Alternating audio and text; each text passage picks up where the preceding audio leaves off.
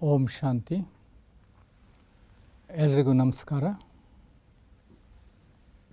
ಈ ಭಗವದ್ಗೀತೆಯಲ್ಲಿ ನಾವು ಅಧ್ಯಯನ ಮಾಡಬೇಕಾಗಿರ್ತಕ್ಕಂಥದ್ದು ವಿಶೇಷವಾಗಿ ನಾವು ಇಂದಿನ ಒಂದು ಅಧ್ಯಾಯದಲ್ಲಿ ಗುಣತ್ರಯ ವಿಭಾಗ ಯೋಗವನ್ನು ಅಧ್ಯಯನ ಮಾಡಿದ್ವಿ. ಈ ಅಧ್ಯಾಯದಲ್ಲಿ ದೈವಾಸುರ ಸಂಪದ್ ವಿಭಾಗ ಯೋಗ ಅಂತೇಳಿ ಕರೆಯಲಾಗ್ತದೆ. 15ನೇ ಅಧ್ಯಾಯ ಏನಿದೆ ದೈವಾಸುರ ಸಂಪದ್ ವಿಭಾಗ ಯೋಗ ಅಂತ. ಅಲ್ಲಿ ನಾವು 14ನೇ ಅಧ್ಯಾಯದಲ್ಲಿ ಗುಣತ್ರಯ ಯೋಗದಲ್ಲಿ 3 ಗುಣಗಳನ್ನು ಅಧ್ಯಯನ ಮಾಡಿದ್ವಿ. ಸತೋ, ರಜೋ ಮತ್ತು ತಮೋ ಗುಣಗಳನ್ನು ಅಧ್ಯಯನ ಮಾಡಿದ್ವಿ. ಆದರೆ ಇದರಲ್ಲಿ ನಾವು ಅಧ್ಯಯನ ಮಾಡಬೇಕಾಗಿರ್ತಕ್ಕಂಥದ್ದು ಅಸುರಿ ಮತ್ತು ದೈವಿ ಸಂಪತ್ತು ಅಂತೇಳಿ ಕರೆಯಲಾಗ್ತದೆ. ನೋಡಿ, ಭಗವದ್ಗೀತೆಯು ಎಲ್ಲ ವರ್ಗದ ಜನರಿಗೆ ತಮ್ಮ ಜ್ಞಾನವನ್ನು ತಿಳಿಸ್ಕೊಡ್ತದೆ. ಹಾಗಾಗಿ ಇದು ಯಾಕೆ ಸರ್ವಶಾಸ್ತ್ರ ಶಿರೋಮಣಿ ಅಂತ ಹೇಳಿದರೆ ಎಲ್ಲ ವರ್ಗದ ಜನರಿಗೂ ಬೇಕಾಗಿರ್ತಕ್ಕಂಥ, ಇದನ್ನು ಕಾಮಧೇನು ಅಂತಲೂ ಕರೀತಾರೆ, ಕಲ್ಪವೃಕ್ಷ ಅಂತಲೂ ಕರೀತಾರೆ ಭಗವದ್ಗೀತೆಯನ್ನು.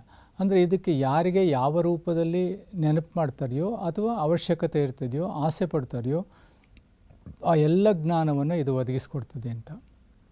ನೋಡಿ, ಇಲ್ಲಿಯೂ ಸಹಿತವಾಗಿ ವ್ಯಾಲ್ಯೂ ಎಜುಕೇಷನನ್ನು ಹೇಳಲಾಗ್ತದೆ. ಅಂದರೆ ಇಲ್ಲಿ ಹ್ಯೂಮನ್ ರಿಸೋರ್ಸ್ ಅಂತೇಳಿ ಕರಿತೀವಿ. ಹ್ಯೂಮನ್ ರಿಸೋರ್ಸ್ ಅಂತಂದರೆ ಮಾನವೀಯ ಸಂಪನ್ಮೂಲ ಅಂತೇಳಿ ಕರೆಯಲಾಗ್ತದೆ.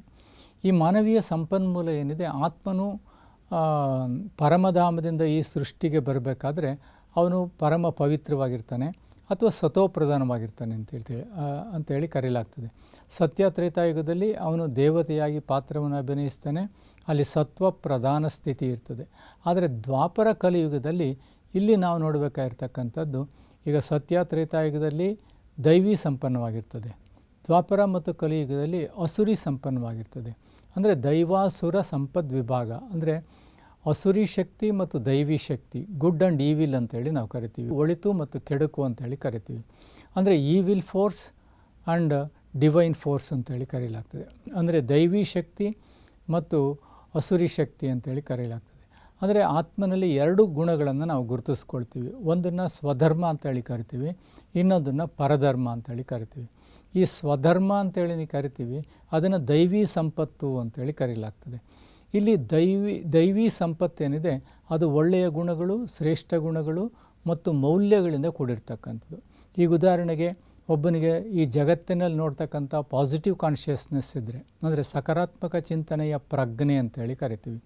ಅದನ್ನೇ ಸಕಲ ಜೀವಾತ್ಮರಿಗೂ ಲೇಸನು ಬಯಸ್ತಕ್ಕಂಥ ಒಂದು ಪ್ರಜ್ಞೆ ಅಂತೇಳಿ ಕರೆಯಲಾಗ್ತದೆ.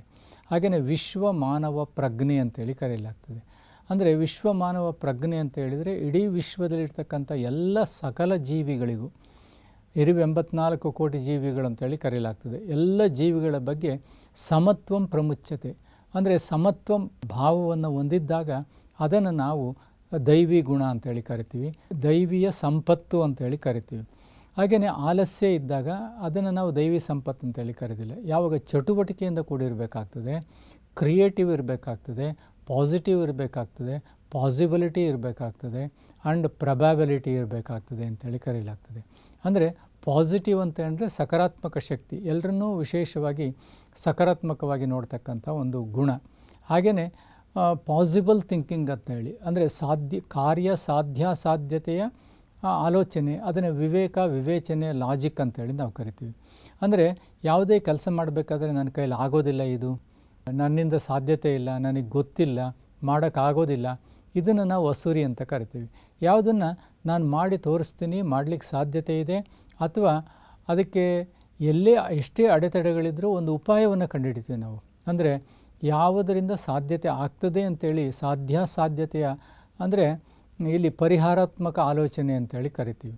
ಹಾಗಾಗಿ ಇಲ್ಲಿ ಪರಿಹಾರಾತ್ಮಕ ಆಲೋಚನೆ ಮತ್ತು ಕ್ರಿಯೇಟಿವ್ ಅಂತೇಳಿ ಲಾಜಿಕಲ್ ಆ್ಯಂಡ್ ಪಾಸಿಟಿವ್ ಥಿಂಕಿಂಗ್ ಅಂತೇಳಿ ಕರಿತೀವಿ. ಅಂದರೆ ಲಾಜಿಕ್ ಅಂತ ಹೇಳಿದರೆ ನಾವು ತರ್ಕಾತ್ಮಕವಾಗಿ ಆಲೋಚನೆ ಮಾಡ್ತಕ್ಕಂಥ ಒಂದು ಶಕ್ತಿ ಅಂತೇಳಿ ಕರಿತೀವಿ.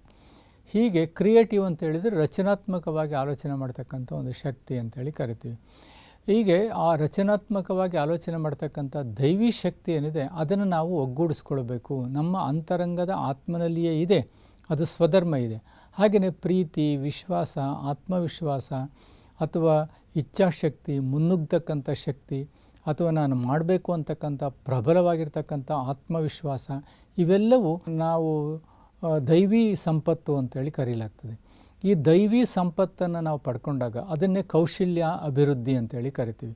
ಅಂದರೆ ಕೌಶಲ್ಯ ನಮ್ಮಲ್ಲಿದೆ. ಈಗ ನಮಗೆ ಥಿಂಕಿಂಗ್ ಅಂತ ಕರಿತೀವಿ, ಆ್ಯಕ್ಟಿವ್ ಥಿಂಕಿಂಗ್ ಅಂತೇಳಿ ಕರಿತೀವಿ. ಥಿಂಕಿಂಗ್ ಮತ್ತು ಆ್ಯಕ್ಟಿವ್ ಥಿಂಕಿಂಗ್, ನಾವು ಆಲೋಚನೆ ಮಾಡ್ತೀವಿ, ವಿವೇಕಾತ್ಮಕ ಆಲೋಚನೆಯನ್ನು ನಾವು ಮಾಡ್ತೀವಿ. ಹಾಗಾಗಿ ನಮ್ಮ ಹತ್ರ ಇದೆ, ಆದರೆ ಅದನ್ನು ನಾವು ಬೆಳೆಸ್ಕೊಳ್ಬೇಕಷ್ಟೇ. ಹಾಗಾಗಿನ ಇಡೀ ಮನುಷ್ಯನ ಅಂತರಂಗವೇ ಸಂಪೂರ್ಣವಾಗಿ ದೈವಿ ಸಂಪತ್ತಿನಿಂದ ಕೂಡಿರ್ತಕ್ಕಂಥದ್ದು. ಆ ದೈವಿ ಸಂಪತ್ತನ್ನು ಜಾಗೃತಗೊಳಿಸಿದಾಗ ಆಗ ಅರ್ಜುನ ಯುದ್ಧ ಮಾಡಲಿಕ್ಕೆ ಸಾಧ್ಯತೆ ಇದೆ ಅಥವಾ ವಿಜಯವನ್ನು ಸಾಧಿಸಲಿಕ್ಕೆ ಸಾಧ್ಯತೆ ಇದೆ ಅನ್ನುವ ಉದ್ದೇಶವನ್ನು ಇಟ್ಕೊಂಡು ಅವನ ಅಂತರಂಗದಲ್ಲಿರ್ತಕ್ಕಂಥ ಬೌದ್ಧಿಕ ಮತ್ತು ಪ್ರಬುದ್ಧ ಶಕ್ತಿ, ಇಲ್ಲಿ ಬೌದ್ಧಿಕ ಮತ್ತು ಪ್ರಬುದ್ಧ ಶಕ್ತಿ, ಆಲೋಚನಾ ಶಕ್ತಿ ಮತ್ತು ವಿವೇಕ ಮತ್ತು ವಿವೇಚನೆ ಅಂತೇಳಿ ಕರಿತೀವಿ. ಪ್ರಬುದ್ಧ ಶಕ್ತಿ, ಆಲೋಚನಾ ಶಕ್ತಿ, ವಿವೇಕ ಶಕ್ತಿ, ವಿವೇಚನಾ ಶಕ್ತಿ ಅಂತೇಳಿ ಕರಿತೀವಿ. ಇವೆಲ್ಲವೂ ದೈವಿ ಸಂಪತ್ತು ಅಂತೇಳಿ ಕರಿತೀವಿ. ಹಾಗಾಗಿ ಈ ದೈವಿ ಸಂಪತ್ತನ್ನು ಹೊಂದಿರತಕ್ಕಂಥವನು ನಾ ದುಃಖ ದೇತಾಯಿ ನಾ ದುಃಖ ಲೇತಾಯಿ ಅಂತೇಳಿ, ಅಂದರೆ ದುಃಖವನ್ನು ಕೊಡೋದೂ ಇಲ್ಲ, ದುಃಖವನ್ನು ತೆಗೆದುಕೊಳ್ಳೋದು ಇಲ್ಲ. ಆದರೆ ಅವನು ಸಾಪೇಕ್ಷವಾಗಿರ್ತಾನೆ. ಸಾಪೇಕ್ಷತೆ ಅಂತಂದರೆ ಸಂದರ್ಭಕ್ಕೆ ತಕ್ಕನ ಹಾಗೆ ಹೊಂದಿಕೊಳ್ತಕ್ಕಂಥ ಗುಣ. ಕೆಲವು ಸರಿ ನಾವು ಶಕ್ತಿಯನ್ನು ಪ್ರಯೋಗ ಮಾಡಬೇಕಾಗ್ತದೆ, ಕೆಲವು ಸರಿ ಸಹನೆಯನ್ನು ಪ್ರಯೋಗ ಮಾಡಬೇಕಾಗ್ತದೆ, ಕೆಲವು ಸರಿ ನಾವು ವಿವೇಚನೆಯನ್ನು ಪ್ರಯೋಗ ಮಾಡಬೇಕಾಗ್ತದೆ, ಕೆಲವು ಸರಿ ಲಾಜಿಕ್ಕನ್ನು, ಪ್ರಬುದ್ಧತೆಯನ್ನು, ಹೀಗೆ ರಿಲೇಟಿವಿಟಿ, ಸಾಪೇಕ್ಷವಾಗಿರ್ತಕ್ಕಂಥ ಸಾಮರ್ಥ್ಯವನ್ನು ನಾವು ಎಲ್ಲಿ ಚಾನಲೈಸ್ ಮಾಡ್ತೀವಿ ಅದಕ್ಕೆ ದೈವಿ ಸಂಪತ್ತು ಅಂತೇಳಿ ಕರೀಲಾಗ್ತದೆ. ಹಾಗೆಯೇ ಅವನು ವಿಚಲಿತನಾಗೋದಿಲ್ಲ, ಅವನು ಸಮರ್ಥನಾಗಿರ್ತಾನೆ ಮತ್ತು ಆತ್ಮವಿಶ್ವಾಸದಿಂದ ಕೂಡಿರ್ತಾನೆ ಮತ್ತು ಅವನ ದೃಷ್ಟಿಕೋನ ಏನಿರ್ತದೆ ಅದು ಸಕಾರಾತ್ಮಕವಾಗಿಯೇ ಇರ್ತದೆ. ಸೊ ಈ ಎಲ್ಲ ಗುಣಗಳನ್ನು ಸಾಮಾನ್ಯವಾಗಿ ನಾವು ದೈವಿ ಸಂಪತ್ತು ಅಂತೇಳಿ ಕರಿತೀವಿ. ಹಾಗೆಯೇ ಅಸುರಿ ಸಂಪತ್ತು ಯಾವುದು? ನಮಗೆ ಆಲಸ್ಯ ಇದೆ, ಉದ್ವೇಗ ಇದೆ, ಖಿನ್ನತೆ ಇದೆ, ಅಥವಾ ಇಚ್ಛಿತ ವಿಕಲತೆಯ ರೋಗವಿದೆ, ಅಥವಾ ನನ್ನ ಕೈಲಿ ಮಾಡಲಿಕ್ಕೆ ಸಾಧ್ಯತೆ ಇಲ್ಲ ಅಂಥೇಳಿ, ನನ್ನ ಹಣೆ ಬರ ಇದೆ, ಹಾಗೆಯೇ ನಾವು ಇನ್ನೊಬ್ಬರಿಗೆ ಹೋಲಿಸ್ಕೊಂಡು ನಾನು ಚೆನ್ನಾಗಿಲ್ಲ ಅಂಥೇಳಿ ನನ್ನ ಮೇಲೆ ನನಗೆ ನಂಬಿಕೆ ಇಲ್ಲದೇ ಇರತಕ್ಕಂಥದ್ದು, ಇವೆಲ್ಲವನ್ನೂ ಸಹಿತವಾಗಿ ನಾವು ಅಸುರಿ ಸಂಪತ್ತು ಅಂತೇಳಿ ಕರಿತೀವಿ. ಅಂದರೆ ಇನ್ನೊಬ್ಬರನ್ನು ದುಃಖಕ್ಕೆ ಒಳಪಡಿಸಿ ಅಥವಾ ಇನ್ನೊಬ್ಬರಿಗೆ ದುಃಖ ಕೊಟ್ಟು ನಾವು ಸಂತೋಷ ಮಾಡ್ತಕ್ಕಂಥ ವಿಕೃತ ಆನಂದ ಅಂತೇಳಿ ಕರಿತೀವಿ. ಈಗ ಸಾಮಾನ್ಯವಾಗಿ ನಾವು ರಾಕ್ಷಸರನ್ನು ನಾವು ಸಾಮಾನ್ಯವಾಗಿ ಗುರುತಿಸ್ಕೊಳ್ತೀವಿ. ಪುರಾಣಗಳಲ್ಲಿ ಅನೇಕ ರಾಕ್ಷಸರನ್ನು ತೋರಿಸ್ತೀವಿ. ಈ ಅನೇಕ ರಾಕ್ಷಸರೆಲ್ಲರೂ ಸಹಿತವಾಗಿ ಏನಿರ್ತಾರೆ? ಕಾಮ, ಕ್ರೋಧ, ಲೋಭ, ಮೋಹ, ಅಹಂಕಾರ, ಈರ್ಷೆ, ದ್ವೇಷ, ಅಸೂಯೆ, ಹೊಟ್ಟೆಕಿಚ್ಚು, ಹಾಗೆಯೇ ಯಾತನೆ, ಹಿಂಸೆ, ಜೊತೆಯಲ್ಲಿ ಅವರಿಗೆ ಖಿನ್ನತೆ ಇರ್ತದೆ, ಆಲಸ್ಯ ಇರ್ತದೆ, ಉದ್ವೇಗ ಇರ್ತದೆ. ಸೊ ಇವೆಲ್ಲವೂ ಯಾವುದರಲ್ಲಿ ಬರ್ತದೆ ಅಂದರೆ ಅಸುರಿ ಗುಣದಲ್ಲಿ ಬರ್ತದೆ. ಅಸುರಿ ಗುಣವೇನು ಮಾಡ್ತದೆ ಅಂದರೆ ಅದು ಮಾನವೀಯತೆಗೆ ವಿರೋಧವಾಗಿರ್ತಕ್ಕಂಥದ್ದು. ಅಂದರೆ ನಾವೆಲ್ಲರೂ ಸಹಕಾರದಿಂದ ಇರಬೇಕು, ಸಹಬಾಳ್ವೆಯಿಂದ ಇರಬೇಕು, ಶಾಂತಿ ನೆಮ್ಮದಿಯಿಂದ ಇರಬೇಕು ಅನ್ನುವ ಒಂದು ಪರಿಕಲ್ಪನೆ ಮತ್ತು ನಂಬಿಕೆಗೆ ವಿರೋಧಾಭ್ಯಾಸದಿಂದ ಕೂಡಿರ್ತಕ್ಕಂಥದ್ದೇ ಅಸುರಿ ಪ್ರವೃತ್ತಿ ಅಂತೇಳಿ ಕರೆಯಲಾಗ್ತದೆ. ಈ ಅಸುರಿ ಪ್ರವೃತ್ತಿ ಏನಿರ್ತದೆ, ಅವರು ಇನ್ನೊಬ್ಬರಿಗೆ ದುಃಖವನ್ನು ಕೊಡ್ತಾರೆ, ಆನಂದವನ್ನು ಪಡ್ತಾರೆ, ಇನ್ನೊಬ್ಬರನ್ನು ಗುಲಾಮರನ್ನಾಗಿ ಮಾಡ್ತಾರೆ, ದುಡಿಸ್ಕೊಳ್ತಾರೆ, ಅವರನ್ನು ಶೋಷಣೆಯನ್ನು ಮಾಡ್ತಕ್ಕಂಥದ್ದು ರಾಕ್ಷಸಿ ಪ್ರವೃತ್ತಿಯ ಒಂದು ಇದು. ಹಾಗಾಗಿನ ಅವರಿಗೆ ಲೋಭ ಜಾಸ್ತಿ ಮತ್ತು ವಿಕಾರಗಳು ಜಾಸ್ತಿ ಇರ್ತದೆ. ಹೀಗೆ ವಿಕಾರ ಎಲ್ಲಿ ಜಾಸ್ತಿ ಇರ್ತದೆ, ಅವರು ನಿದ್ರಾ ಮತ್ತು ಹೆಚ್ಚು ಊಟ ಮಾಡ್ತಕ್ಕಂಥದ್ದು, ಹೆಚ್ಚು ನಿದ್ರೆ ಮಾಡ್ತಕ್ಕಂಥದ್ದು, ಅಥವಾ ಹೆಚ್ಚು ಆಲಸ್ಯಗಳಾಗಿರ್ತಕ್ಕಂಥದ್ದು, ಹೆಚ್ಚು ಅವರು ಅಸುರಿ ಪ್ರವೃತ್ತಿಯನ್ನು ಹೊಂದಿರ್ತಾರೆ. ಹಾಗಾಗಿ ಭಗವದ್ಗೀತೆಯ ಮೂಲ ಉದ್ದೇಶ ಏನಂತಂದರೆ ಈ ಅಸುರಿ ಪ್ರವೃತ್ತಿಯನ್ನು ಹೋಗಲಾಡಿಸಬೇಕು. ಪ್ರತಿಯೊಬ್ಬ ಮಾನವರಲ್ಲಿಯೂ ದೈವಿ ಗುಣಗಳನ್ನು, ದೈವಿ ಸಂಪತ್ತನ್ನು ಯೋಗತು ಕರ್ಮಸು ಕೌಶಲ ಅಂತೇಳಿ ಕರೆಯಲಾಗ್ತದೆ. ನಾವೇನು ತಿಳ್ಕೊಂಡಿದ್ದೀವಿ? ಆಧ್ಯಾತ್ಮಿಕತೆಯನ್ನು ತಿಳಿದುಕೊಳ್ಳುವುದರಿಂದ ಮನುಷ್ಯ ಆಲಸ್ಯ ಆಗ್ತಾನೆ, ಸೋಮಾರಿ ಆಗ್ತಾನೆ, ಅಥವಾ ಸಮಾಜದಿಂದ ವಿಮುಖನಾಗ್ತಾನೆ, ಜೀವನದಿಂದ ವಿಮುಖನಾಗ್ತಾನೆ ಅಂತೇಳಿ ತಿಳ್ಕೊಂಡಿದ್ದಾರೆ. ಆದರೆ ಭಗವದ್ಗೀತೆ ಅದನ್ನು ಬೋಧಿಸೋದಿಲ್ಲ.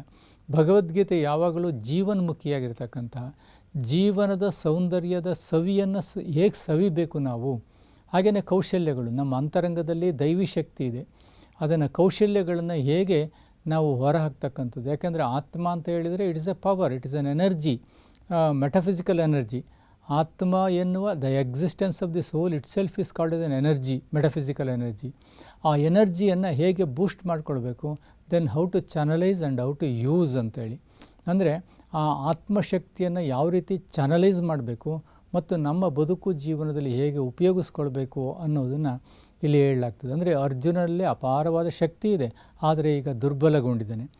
ದುರ್ಬಲಗೊಂಡಿರ್ತಕ್ಕಂಥ ಅರ್ಜುನನನ್ನು ಮತ್ತೆ ವೀರ ಯೋಧನನ್ನಾಗಿ ಮಾಡಿ ವಿಜಯಶಾಲಿಯನ್ನಾಗಿ ಮಾಡ್ತಕ್ಕಂಥ ಒಂದು ಶಕ್ತಿಯನ್ನು ಭಗವದ್ಗೀತೆ ಕೊಡ್ತದೆ ಅಂಥೇಳಿ ನಾವೆಲ್ಲ ಪುರಾಣಗಳಲ್ಲಿ ಓದ್ತೀವಿ.